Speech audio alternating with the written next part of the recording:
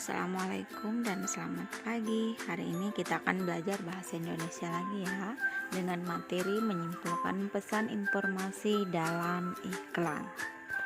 Adapun tujuan belajar untuk hari ini adalah yang pertama menjelaskan kembali unsur-unsur pembentuk iklan, dan yang kedua menyimpulkan informasi pesan ajakan di dalam iklan.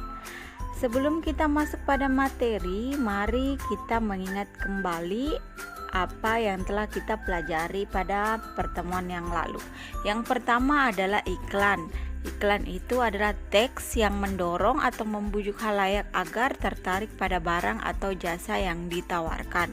Yang kedua adalah slogan. Slogan adalah perkataan atau kalimat pendek yang dipakai sebagai dasar tuntutan atau pegangan hidup. Yang ketiga adalah poster, gambar dan kata-kata yang dipajang di tempat-tempat umum. Ingat perbedaan mendasar iklan, slogan, poster. Iklan itu berisi gambar, teks, dan suara. Slogan itu berisi kata-kata, poster itu berisi kata-kata dan gambar. Baiklah, kita masuk pada materi berikutnya, yaitu unsur-unsur pembentuk iklan. Unsur pembentuk iklan itu ada 6. Yang pertama adalah sumber. Sumber adalah pemasang iklan yang berinisiatif dan penyandang dana dari pemasangan suatu iklan. Yang kedua adalah pesan. Pesan adalah informasi yang disampaikan. Bentuk pesan bisa pesan verbal dan pesan nonverbal. Yang ketiga adalah media. Media adalah sarana yang digunakan untuk menyampaikan iklan. Media ini ada 2, media cetak dan media elektronik. Yang keempat adalah penerima. Penerima adalah individu atau kelompok masyarakat yang menjadi sasaran atau objek iklan. Adapun yang kelima, unsur yang kelima adalah efek. Efek itu adalah perubahan yang terjadi pada diri penerima. Dampak perubahan yang diharapkan adalah aspek sikap, pola pikir, perilaku, kebiasaan, dan pola hidup. Unsur yang keenam ada umpan balik. Umpan balik adalah reaksi atau respon penerima pesan yang dihendaki dari penerima pesan. Nah, Ibu berikan contoh di sini salah satu iklan, iklan Yakult. Kita telah satu-satu unsurnya. Yang pertama adalah sumber. Sumber iklan ini atau yang mendanai adalah PT Yakult Indonesia Persada. Adapun pesannya, minum Yakult setiap hari dapat menjaga kesehatan usus. Medianya kalian dapat temui di media cetak dan elektronik. Adapun penerimanya adalah kalangan masyarakat. Efek yang ditimbulkan adalah masyarakat akan membeli Yakult sebagai upaya untuk menjaga kesehatan usus. Adapun timbal balik yang diinginkan adalah masyarakat setiap hari meminum Yakult untuk menjaga kesehatan ususnya. Nah, itu tadi adalah salah satu contoh iklan yang telah kita telaah ya. Nah, kita akan lanjut pada materi berikutnya adalah klasifikasi dan fungsi iklan. Klasifikasi iklan itu ada 2. Yang pertama iklan strategis. Iklan strategis adalah iklan yang digunakan untuk membangun merek. Hal itu dilakukan untuk mengkomunikasikan nilai merek dan manfaat produk. Perhatian utama dalam jangka panjang adalah membangun merek serta membangun pangsa pikiran dan pangsa pasar. Perhatikan contohnya iklan aku.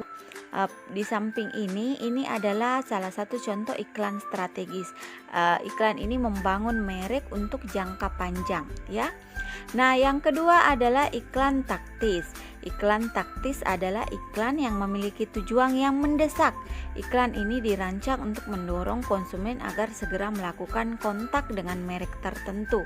Pada umumnya, iklan ini memberikan penawaran khusus jangka pendek yang memacu konsumen memberikan respon pada hari yang sama. Nah, sebagai contoh iklan taktis ada diskon 84% tapi berlaku cuma hari ini.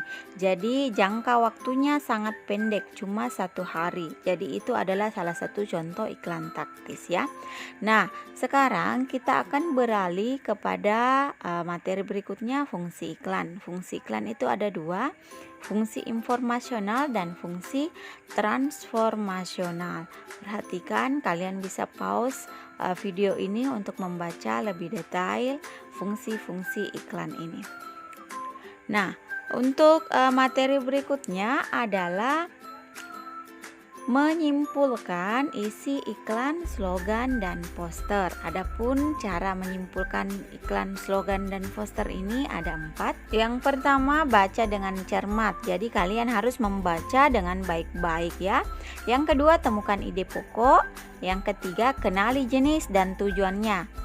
Yang keempat, susun pernyataan berdasarkan ide pokok dan kata kunci dari kalimat penjelas dengan kalimat sendiri. Nah, perhatikan contohnya di sini Ibu memberikan contoh iklan layanan masyarakat pajak bertutur. Nah, kesimpulan yang dapat kita lihat dari iklan ini adalah ajakan agar membayar pajak demi mewujudkan generasi emas Indonesia yang sadar pajak.